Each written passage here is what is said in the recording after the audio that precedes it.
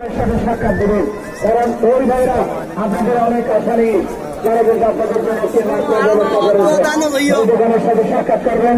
এই আদার জানিয়ে আমি পূর্ব আমলের ফুটবল দলের সাথে একটি অতিথি প্যানেল এই মাত্র মাঠে তাদের ত্যাগ রয়েছেন, তাদের নাম হলো জানান দিচ্ছি।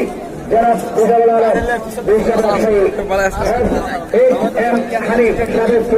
আমিরের সিনিয়র এম কামরুজ্জামান, সম্মানিত ব্যবসায়ী মোহাম্মদ শহীদ হোসেন, চট্টগ্রাম বিশ্ববিদ্যালয় আব্দুর রহমান, বাংলাদেশ